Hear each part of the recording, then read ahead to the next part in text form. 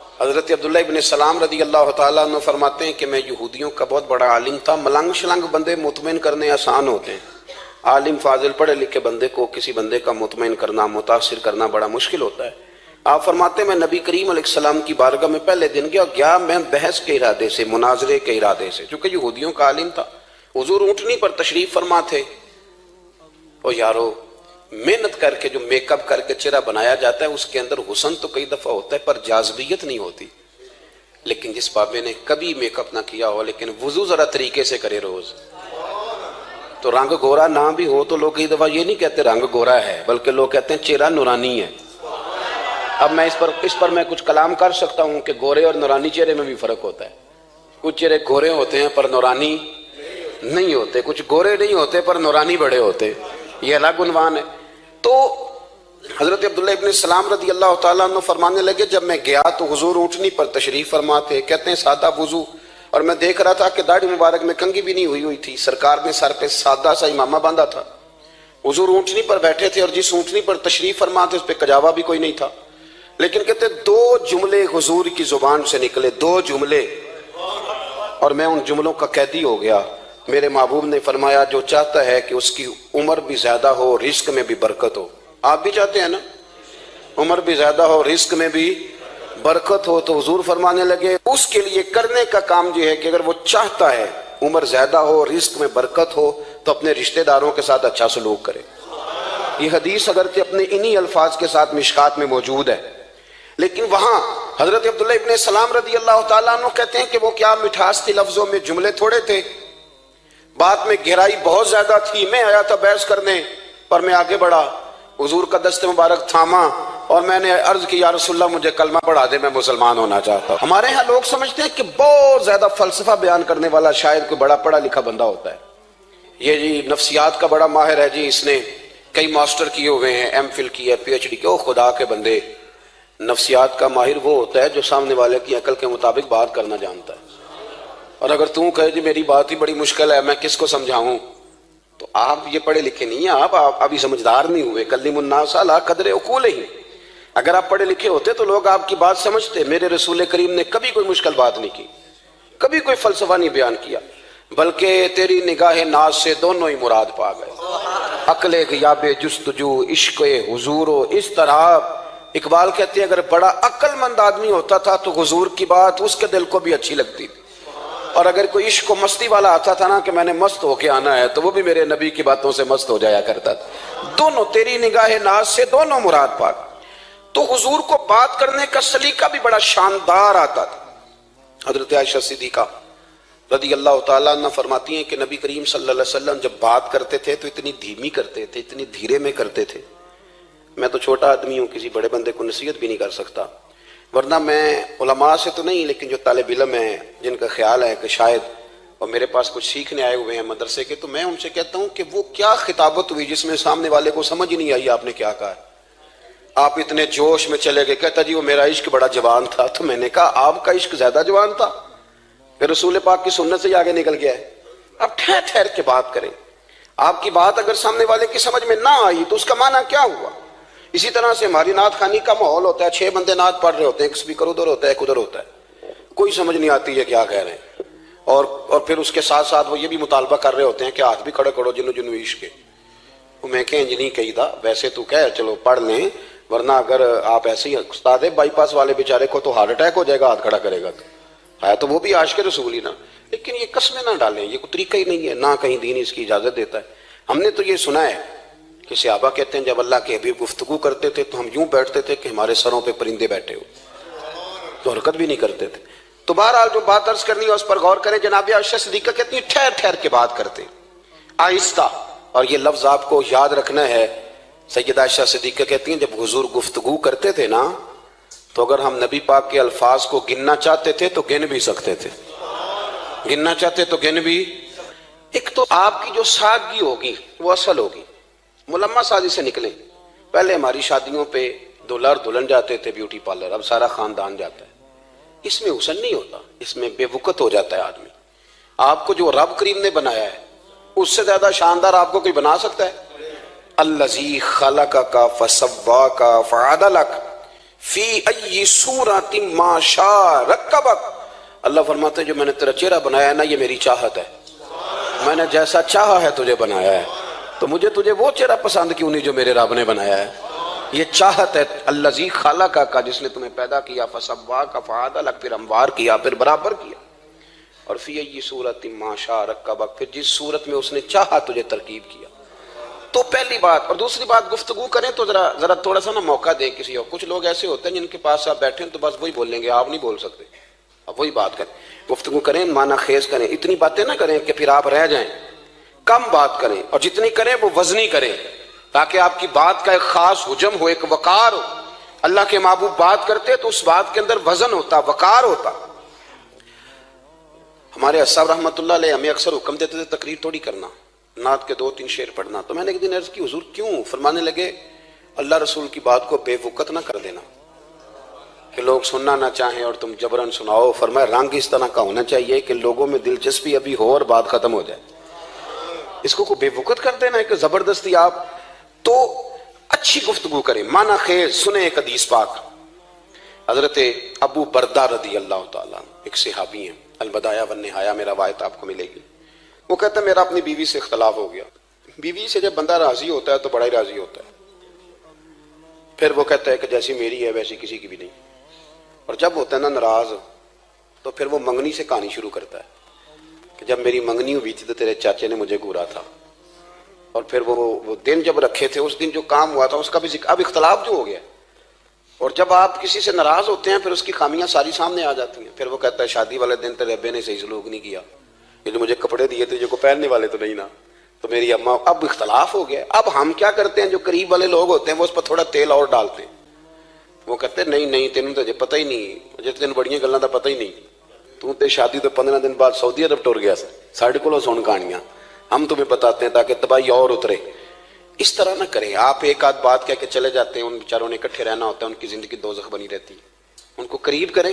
اللہ کے رسول تو کسی کا نکاح کرتے تھے تو میاں بیوی کے درمیان محبت کی دعا فرماتے تھے، تو وہ صحابی آئے تو اپنی بیوی سے ناراض تھے تو انہوں نے اب بات شروع کر دی، کہنے لگے یہ بھی کرتی ہے، یہ بھی کرتی ہے، یہ بھی کرتی ہے، یہ بھی غلطی ہے، یہ بھی غلطی ہے، یہ بھی کوتاہی ہے، بڑی باتیں سنائیں۔ اللہ نے کان کتنے دیے اور زبان، اس کا مطلب ہے سنگل بولنا چاہیے اور ڈبل سننا چاہیے۔ اب جتنا بولتے ہیں اس سے ڈبل سننے کا مزاج بنائیں، کیونکہ کان اللہ نے 2 دیے اور زبان سنگل بولیں اور ڈبل سنیں۔ حضور سنتے رہے، بلکہ حضرت ابو بردہ رضی اللہ تعالیٰ عنہ کہتے ہیں میرے محبوب نے نا تکیہ منگا لیا، ٹیک لگا لی۔ کئی لوگ کہتے ہیں نا جی ڈاکٹر نے میری بات تو پوری سنی کوئی نہیں، تو جب تک پوری سنی نہ جائے بعض بندوں کو تسلی نہیں ہوتی، پورا وقت دیا۔ وہ کہتے ہیں جتنا میرے اندر غبار تھا سارا میں نے نکالا اور میں نے ثابت کر دیا کہ میری بیوی میں یہ بھی کمزوری ہے، یہ بھی کمزوری ہے، یہ بھی کمزوری ہے۔ کہتے ہیں جب میں تھک گیا نا باتیں کر کر کے اور باتیں ختم ہو گئیں تو حضور ہلکا سا مسکرائے، پھر پہلی نظر ہی لوٹ لے ماہی تیرے ہار شنگاراں، کہتے ہیں حضور ہلکا سا مسکرائے زیر لب اور فرمانے لگے کہ تیری بات ختم ہو گئی ہے تو ایک میں بھی کر لوں؟ تو نبی کریم صلی اللہ تعالیٰ علیہ وسلم فرمانے لگے صرف ایک بات کا جواب دے، صرف ایک، تیرے آگے ہیں یوں دبے لچے فصحا عرب کے بڑے بڑے، کوئی جانے منہ میں زبان نہیں بلکہ جسم میں جان نہیں۔ حضور فرمانے لگے یہ بتا کہ تیری بیوی میں ساریاں خامیاں ہی ہیں کہ کوئی خوبی بھی ہے؟ بھائی اتنا جواب دے دے، زیادہ لمبی چوڑی بات نہیں، تیری بیوی میں ساریاں خامیاں ہیں۔ اللہ جو بندے بناتا ہے نا تو ایسا کوئی بندہ رب کریم نے نہیں بنایا جس کے اندر اللہ نے کوئی خوبی نہ رکھی ہو۔ یہ الگ بات ہے کہ ہماری اپنی اینک پر مٹی پڑی ہوتی ہے اور ہم سامنے والے کا چہرہ صاف کرتے رہتے ہیں، اپنی اینک نہیں صاف کرتے۔ تو حضرت ابو بردہ رضی اللہ تعالیٰ عنہ فرماتے ہیں جب سرکار نے اس شخص سے یہ بات کہی نا کہ کوئی خوبی بھی ہے تیری بیوی میں، تو کہتے ہیں وہ شخص کہتا ہے میری نا بالکل ایک جملے نے سوچ ہی بدل دی ساری، یوں سمجھ لے کہ میں اس روڈ پہ چل رہا تھا، میرے نبی پاک نے مجھے اس والے رستے پہ ڈال دیا، بالکل ساری سوچ، یعنی ایک ہی جملہ لیکن ہر چیز بدل دی سرکار نے۔ حضور فرمانے لگے کوئی خوبی بھی ہے؟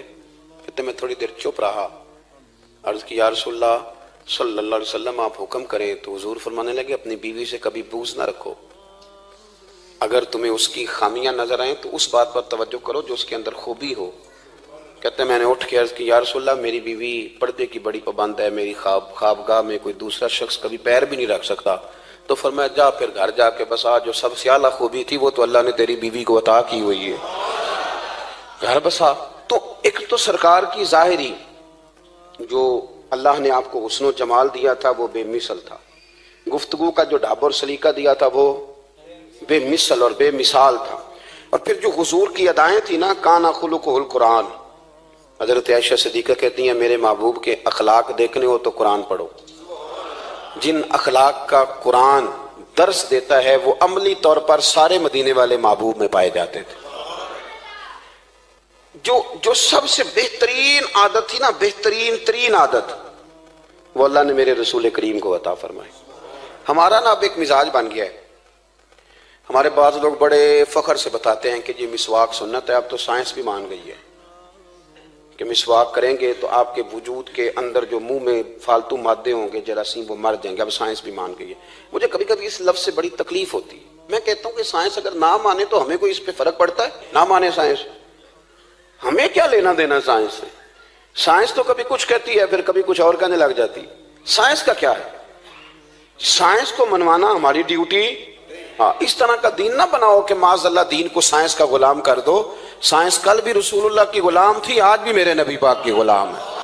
تو حضور کی جتنی ادائیں ہیں، جتنی، ایک کدو شریف ہے، حضور نے کدو استعمال فرمایا ہے۔ آپ چلے جائیں کسی بھی جگہ پہ، جس بندے کو بہت زیادہ بلڈ پریشر کا مسئلہ ہونا تو آپ اس کو ڈاکٹر کہتے ہیں کہ کدو ملے تو اس کو استعمال کراؤ۔ تیزابیت حد درجے اختیار کر جائے اور اندر کا نظام سارا درم برم ہو جائے تو اس کو کدو استعمال کراؤ، اور آپ اس کی خاصیت دیکھ لیں۔ تمام سبزیوں میں سے تحقیق بھی سب سے زیادہ اسی پہ ہوتی ہے۔ میرے رسول پاک کا ایک طریقہ مبارکہ ہے، اور صحابہ کے اگرچہ سید الطعام گوشت ہے، کانوں کا سردار اسے کہا گیا، لیکن حضرت انس بن مالک رضی اللہ تعالیٰ عنہ فرماتے ہیں کہ درزی نے نبی پاک کی دعوت پکائی تھی، وہ درزی تھا، کپڑے سیتا تھا۔ آپ فرماتے ہیں کہ میں حضور کے ساتھ اس درزی کے گھر گیا تو گوشت اور کدو پکا ہوا تھا۔ فرماتے ہیں اگرچہ سردار گوشت ہی ہے پر نبی کریم نے نا گوشت کے ٹکڑے ہٹا ہٹا کے نا تو اندر سے کدو نکال نکال کے کھایا۔ حضرت انس بن مالک کہتے ہیں مجھے کدو پسند نہیں تو میں نے کبھی نہیں کھایا تھا، گھر میں ہوتا تو میں جھگڑا کرتا، پر آج حضور کی رغبت دیکھی نا تو کل نہیں پسند تھا پر ابھی ابھی مجھے کدو بڑا پسند ہو گیا، مجھے کدو شریف سے پیار ہو گیا۔ جو اعلیٰ ترین چیزیں تھیں وہ نبی پاک نے استعمال فرمائی، اعلیٰ ترین۔ زیتون کی افادیت کبھی کم ہوئی ہے 1400 سالوں میں؟ کبھی کسی نے کہا ہو کہ زیتون استعمال نہ کرو؟ کبھی اس کی افادیت میں، یہ امامہ میرے نبی پاک کی سنت ہے، سارے پڑھیے صلی اللہ ہو، حضور کی سنت ہے نا یہ۔ کبھی کوئی بندہ ایسا آپ کو ملا ہو کہ اس نے امامہ باندھا ہو تو کسی نے کہا ہو رہن دے یار تینوں سونا نہیں لگتا؟ بندے سارے سونے تو نہیں نہ ہوندے، میری بات کی سمجھ آ رہی ہے؟ لیکن امامہ کبھی کوئی آپ کو ملے گا ہی نہیں کہ اس بندے کے مزاج کے ساتھ یہ فٹ، یا اس کے چہرے کے ساتھ یہ فٹ۔ اینک آپ لے لیں بازار سے، چھوٹی بھی ملتی ہے بڑی بھی ملتی ہے، کچھ لوگوں کے چہرے پہ کچھ چیزیں نہیں سیٹ ہوتی، فٹ نہیں ہوتی، لیکن یہ سرکار کی چونکہ سنت ہے، اور اس کا اعزاز یہ ہے کہ نبی پاک نے فرمایا جمعے والے دن امامہ باندھ کے آیا کرو، جمعے والے دن امامہ باندھ کے آیا کرو۔ جو لوگ جمعے والے دن امامہ باندھ کے آتے ہیں اللہ کے فرشتے ان پر درود بھیجتے ہیں، لیکن امامہ شریف ہونا چاہیے، اپنی مرضی کا رومال نہ باندھ لیں، کم از کم 3.5 گز ہو اور ٹوپی کے اوپر باندھا گیا ہو، اپنی مرضی کا طریقہ نہیں اختیار کریں، وہ جو شریعت نے حدود بیان کی ہیں اس کے مطابق چلیں۔ میری بات کی سمجھ آ رہی ہے؟ تو جو بات میں نے چھیڑی ہے وہ یہ ہے کہ اللہ کے محبوب رب کریم کی دلیل ہے۔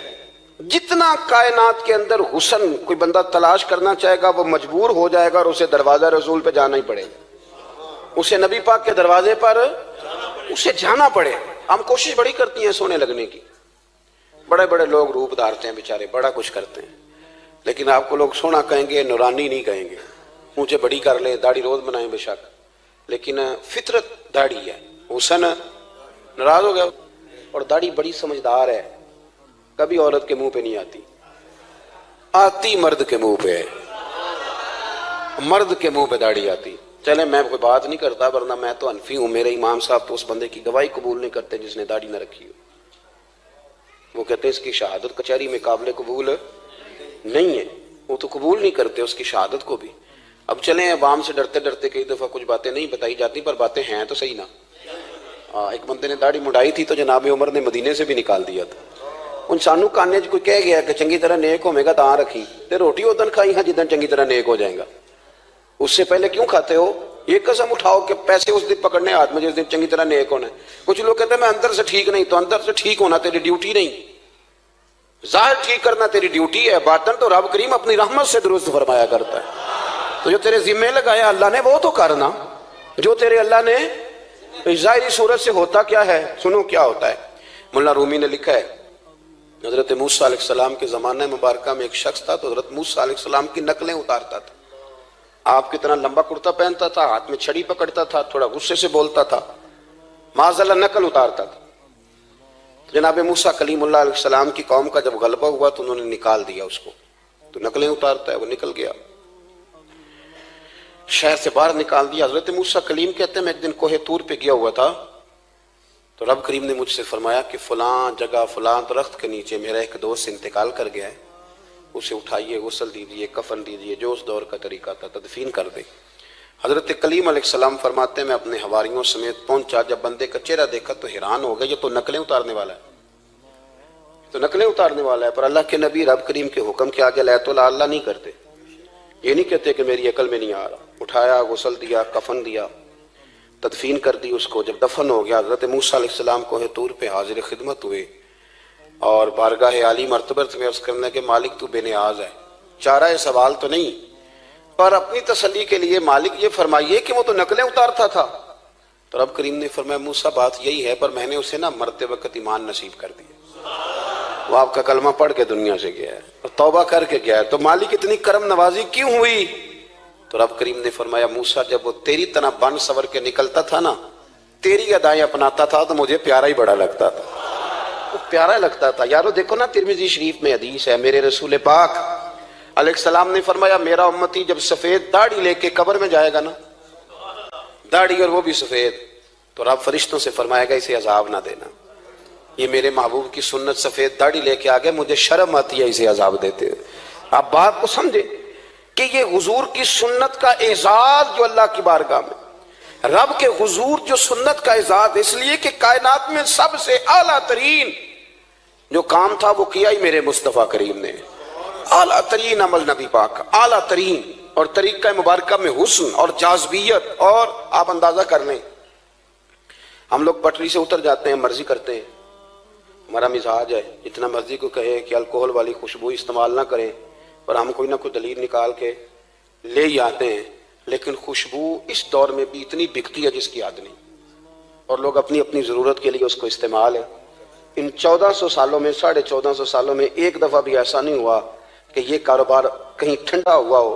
حرم شریف اللہ آپ کو لے جائے تو مسجد نبی میں سونے کی دکان کے ساتھ خوشبو والی دکان ہوتی ہے، یعنی اتنا مہنگا کاروبار ہے کہ جتنا کرایہ سونے کی دکان والا دے رہا ہے اتنا ہی خوشبو کی دکان والا دے رہا ہے، اتنا مہنگا یہ کاروبار ہے۔ ایک دن بھی اس کام کی اہمیت کم نہیں ہوئی، اور رسول کریم نے کیا فرمایا؟ صحابہ کہتے ہیں 3 چیزوں سے کبھی منع نہیں کرتے تھے، کوئی تکیہ دیتا تھا تو قبول کرتے تھے، کوئی بندہ اگر حضور کو دودھ پیش کرتا تھا تو نبی پاک قبول کرتے تھے، اور اگر کوئی شخص حضور کو خوشبو دیتا نا تو حضور جلدی قبول فرماتے تھے، یہ مزاج تھا۔ تو جو اعلیٰ ترین چیزیں تھیں ان کو میرے رسول کریم صلی اللہ علیہ وسلم نے کیا، ہمیں کر کے دکھایا۔ ہمارا ظاہری حلیہ آج بھی اہل عرب لمبا کرتا پہنتے ہیں، آپ لمبا کرتا پہننے حیا کے زیادہ قریب ہے، کھلا لباس حضور پسند کرتے تھے، یہ شرم و حیا کے زیادہ قریب ہے، اس کے اندر انسان کا پردہ زیادہ ہے۔ وہ ساری اعلیٰ قسم کی صفات جن سے ایک آدمی متصف ہو سکتا ہے اور اپنے آپ کو سجا سکتا ہے، اپنے معاملات کو ٹھیک کر سکتا ہے، وہ ساری رسول پاک نے ہمیں عطا فرمائی۔ ایک حضور کا طریقہ مبارکہ تھا کہ سامنے والے جتنے لوگ حضور کے دائیں بائیں رہتے تھے ان کا خیال کرتے تھے۔ ہم تو خیال رکھواتے ہیں نا اپنا کہ سارے مل کے میری عزت نہیں کرتا، تو میری، تو میں کہتا ہوں کہ یہ تو یہاں اپنی عزت کی بھیک مانگی ہے یا اپنے لڑائی کر کے عزت لی ہے، ایسا نہ کریں، آپ عزت دینی شروع کر دیں، اللہ آپ کو سکون عطا کر دے، آپ احساس کریں دوسروں کا۔ حضور نہ شدت کے ساتھ، یہ اعلیٰ سنت ہے میرے نبی پاک کی صلی اللہ، سارے پڑھیے درود شریف صلی اللہ، یہ اعلیٰ سنت ہے۔ آپ دیکھیں نا بخاری مسلم میں موجود ہے، حضور فرماتے ہیں میرا دل چاہتا ہے میں لمبی نماز پڑھاؤں، لمبی نماز پڑھاؤں، دل میرا چاہتا ہے، لیکن فرمایا جب میں دیکھتا ہوں نا کہ پیچھے بچے بھی کھڑے ہیں، بوڑھے بھی کھڑے ہیں، بیمار بھی کھڑے ہیں، تو گویا حضور فرمانے لگے میں بندوں کا احساس کر کے رب کی نماز چھوٹی کر دیتا ہوں۔ میں مختصر پڑھاتا ہوں. اور مسند امام احمد بن حنبل میں حدیث کے لفظ ہیں کہ اگر کوئی نبی پاک کا انتظار کر رہا ہوتا تھا تو نماز مختصر پڑھتے تھے اور اس کو فارغ کر کے بھی لمبی نماز پڑھتے. ایسا نہیں کہ اب آئے ہیں 4-5 لوگ تو ان کو پتہ چل جائے کہ حضرت جی بڑی تگڑی نماز پڑھتے ہیں, بڑے صوفی صافی آدمی, یہ نہیں. بلکہ نماز بلکہ مسند امام احمد بن حنبل میں تو وہ خوبصورت حدیث موجود ہے. سیدنا بلال حبشی رضی اللہ تعالیٰ عنہ فرماتے ہیں کہ میں نے عصر کی نماز کے لیے اقامت پڑھ دی تھی, حضور مصلی امامت پر تشریف لے گئے تھے. ایک یہودی کا غلام آیا اور اس نے آ کے عرض کی, یا رسول اللہ میں بڑی مشکل میں ہوں, اگر آپ چلیں تو میرا مسئلہ حل ہو سکتا ہے, میرا مسئلہ حل ہو جائے گا. تو حضور کے احساس کی شدت کا یہ حال تھا کہ نبی کریم نے نمازیوں سے فرمایا تم بیٹھ جاؤ, میں پہلے اس کا کام کر کے آتا ہوں.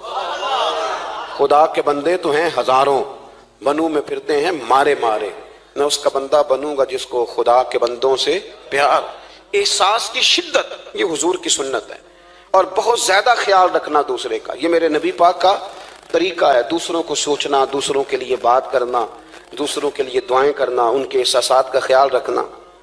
سیدہ طیبہ طاہرہ حضرت عائشہ صدیقہ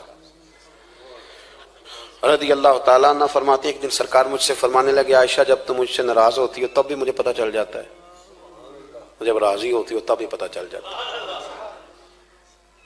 یہ ہمارا یہ مزاج نہیں ہوتا گھر کے اندر بھی. ہم گھر کے اندر بھی نواب صاحب ہی ہوتے ہیں, یعنی گھر جا کے کہانیاں سناتے ہیں, کہتے ہیں تمہیں پتہ میں کڈا اوکھا ہوں, کمائی کیڈی مشکل ہے, پیچھے پیچھے ہٹ جاؤ سارے, میں فتح کر کے ہوں, ابھی K2 سر کر کے آیا ہوں. ایک بچہ پانی لے کھڑا ہو جائے, دوسرا دودھ کا گلاس لائے, بیگم صاحبہ فٹافٹ آئیے, ایسے نہیں کریں. میرے رسول پاک علیہ السلام کی پیاری زوجہ کہتی ہیں حضور گھر آئے, کھانا مانگا, میں نے عرض کی حضور میرے سر میں درد ہے, تو پڑھو نا ابن اسحاق کو. محبوب فرمانے لگے لا میں تجھے آٹا گوندھ دیتا ہوں, تو مجھے روٹی پکا دے. یہ بھی سنت ہے نبی پاک کی. ان چپ کر گئے ہو, یہ بھی حضور کی سنت ہے, یہ بھی سرکار کا طریقہ ہے. کبھی کبھی گھر میں جھاڑو دینا یہ بھی نبی پاک کا, حضور کام میں ہاتھ بٹاتے تھے نا ازواج کا, یہ والی سنت کس دن ادا کرنی. ایک دن میں نے جمعے میں یہ بات کی تو ایک بچہ مجھے کہنے لگا حضرت صاحب یہ سنت ادا سے کر لیجیے, پر ساڑھے ابے نے بھی تو سمجھاؤ نا. ہنسنا نہیں جی مسجد میں اونچا. کہنے لگے وہ بیگم صاحبہ ایک دن بیمار تھیں اور سخت بیمار تھی, تو میں نے چائے کا کپ بنا دیا, علامہ بیچاری مجھے روز بنا کے دیتی ہے, تو میں نے بنا دیا. تو ابا جی کہتے پتر رائے دیا آتا نہ خراب کر لیں. تو اب آپ تو سنت کچھ اور بیان کر رہے ہیں. میں کہ تسی شروع کرو نا تاکہ تواڈے بچے نہ یہ سوال کرن, یہ راج تسی کر رہے ہو. تو اس میں بھی کوئی حکمت ہوگی. بزرگ اگر کوئی بات کرتے ہیں تو وہ بھی کوئی اتنی بری نہیں ہوتی, اس کے اندر بھی کوئی نہ کوئی حکمت ہوتی ہے. لیکن اپنے گھروں کے ماحول میں خوبصورتی لائیں, یہ سٹیٹس نہیں اہل اسلام کا. بات سمیٹنے کی طرف آ رہا ہوں. حضرت عائشہ صدیقہ رضی اللہ تعالیٰ عنہ فرماتی ہیں حضور فرمانے لگے کہ جب تم راضی ہوتی ہو تب بھی مجھے پتہ چل جاتا ہے, اور جب ناراض ہوتی ہو تب بھی. تو میں نے کہا یا رسول اللہ صلی اللہ علیہ وسلم وہ کس طرح؟ آنکھیں میں نے کھول لی, حضور کس طرح؟ تو دیکھو نبی پاک سامنے والے کے جملوں کا بھی احساس کرتے, خیال کرتے کہ سامنے والا کہاں سے بات کر رہا ہے. اللہ کے محبوب فرمانے لگے تمہیں اگر کبھی قسم کھانی ہو نا, تمہارا مزاج ہے قسم کھانی پڑے اور تم مجھ سے ناراض ہو تو پھر تم کہتی ہو مجھے ابراہیم کے رب کی قسم, اور جب تم راضی ہو اور قسم کھانی پڑے تو کہتی ہو مجھے محمد مصطفیٰ کے رب کی قسم. تو جناب عائشہ کہتی ہیں میں زبان سے ہنس رہی تھی اور آنکھیں میری آنسو برسا رہی. میں نے کہا محبوبہ اتنا خیال کرتے, یہاں تک آپ کو احساس, یہاں تک پتہ ہوتا ہے, یہاں تک. میرے رسول کریم علیہ السلام لوگوں کا احساس کرتے, خیال کرتے, شوق پیدا کرتے, وارفتگی ہوتی. کئی دفعہ حضور فرض نماز پڑھ کے گھر چلے جاتے, تھوڑی دیر کے بعد آتے مسجد میں نماز پڑھ لیتے. کئی دفعہ قاضی اعجاز مالکی رحمۃ اللہ علیہ اس کو لکھنے کے بعد اس کی شرح میں فرماتے ہیں اصل بات یہ تھی کہ حضور جب تک مسجد میں رہتے تھے صحابہ ادباً بیٹھے رہتے تھے, تو حضور فرماتے ہیں میں جاؤں گا نہیں تو یہ بھی نہیں جائیں گے. تو سرکار گھر تشریف لے جاتے تاکہ لوگ اپنے اپنے کام میں لگ جائیں, اور پھر حضور واپس آ جاتے. ایک تو اپنی ظاہری وضاحت میں سادگی لائیں. ہماری بہت ساری مشکلات کی اصل وجہ یہ ہے کہ تکلف بڑا بڑھ گیا, بڑا تکلف بڑھ گیا. ہم کوشش کرتے ہیں دوسروں کے برابر جانے کی, ہمیں کیا ضرورت پڑی ہے دنیا سے مقابلہ کرنے کی. ہم نے تو اللہ رسول کی رضا کے اندر رہنا ہے, اور دنیا میں سب سے بہترین شخص وہ ہے جس کے پاس مال تو ہے پر لالچ کوئی نہیں. اپنے آپ کو پیچھے لائیں. دوسری بات یہ کہ اپنی گفتگو بڑی صاف ستھری کریں, سادی کریں, اس کے اندر کوئی تکلف نہ برپا کریں, بات سامنے والے کی عقل کے مطابق کریں. اور تیسری بات یہ کہ اپنی عادات میں, اٹھنے بیٹھنے میں, چلنے پھرنے میں اپنا تھوڑا سا خیال کریں. اور ایک بات اور آپ کو عرض کروں, یہ آپ کو زیادہ دیر محنت نہیں کرنی پڑے گی. اگر تھوڑا سا وقت آپ اپنے آپ کو دے دیں نا, اقبال کہتے ہیں اپنے من میں ڈوب کر باجا سراغ زندگی، چل تو اگر میرا نہیں بنتا نہ بن، اپنا تو بن، اپنا تو بن، تھوڑا ہی اپنے اوپر بھی تو محنت کر لے کہ ساری زندگی دوسروں کی اصلاح کرتے رہنا۔ دوست کوشش کرے اپنی عادات پہ 2 4 5 ہفتے کے لیے محنت کرے تاکہ عادتیں سنور جائیں، تاکہ طبیعتیں بدل جائیں۔ ایک حدیث پڑھتا ہوں اور اپنی بات کو سمیٹتا ہوں۔ میرے رسول کریم صلی اللہ تعالی علیہ وآلہ وسلم نے فرمایا کہ اگر اللہ اخلاق کو چہرہ دیتا نا، یہ جو عادات ہوتی ہیں، اور عادات سے مراد صرف میٹھا بولنا نہیں بلکہ لالچ نہ کرنا بھی خلق ہے، تھوڑے پہ راضی رہنا بھی خلق ہے، سچ بولنا بھی خلق ہے، غیبت سے بچنا بھی اصل اخلاق یہ ہے۔ میٹھا تو کئی دفعہ لوگ اپنے مطلب کے لیے بھی بول لیتے ہیں، وقتی طور پر کام نکالنے کے لیے بھی بولتے ہیں۔ تو حضور نے فرمایا کہ اگر خلق کو اللہ تبارک و تعالی چہرہ عطا کرتا تو کائنات میں سب سے بہترین چہرہ حسن اخلاق کا ہوتا، سب سے اچھا اور خوبصورت۔ اور فرمایا اگر بد خلقی کو اللہ چہرہ دیتا تو بدصورت ترین چہرہ اس کا ہوتا۔ اس کا کیا معنی ہوا کہ اگر ہمارا کردار اچھا ہے، سوچ اچھی ہے، لوگوں کے بارے میں نظریہ اچھا ہے، احساس ہے، تو پھر ہمارے اندر دنیا کا سب سے خوبصورت انسان موجود۔ لیکن اگر ہمیں اپنی ذات کے علاوہ شاید نظر ہی کوئی نہیں آتی، ہم خود غرض ہیں، جھوٹ بولتے ہیں، غیبت کرتے ہیں، بدنگاہی کرتے ہیں، لوگوں کے بارے میں بدگمانی کرتے ہیں، کسی کو حقیر سمجھتے ہیں، ذات پات کے چنگل میں الجھے ہوئے ہیں، تو پھر ہمارے اندر ایک بدصورت ترین شخص بیٹھا ہے۔ جتنی مرضی کنگھی کریں، جتنا مرضی آپ اپنے آپ کو سنواریں، اندر کی بدصورتیاں جا سکتی نہیں۔ تو کوشش فرمائیں کہ اللہ ہمیں اخلاق کا اعلیٰ جو ہے وہ وزن عطا کرے، اعلیٰ شعور عطا کرے۔ اللہ تعالیٰ میری اور آپ کی حاضری کو مستجاب فرمائے۔ آخر دعوانا ستا اٹھ کے کوئی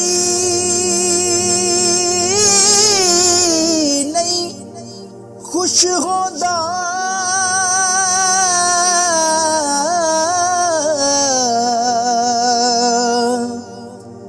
بڑے ستے جگا کے میں ویکھیا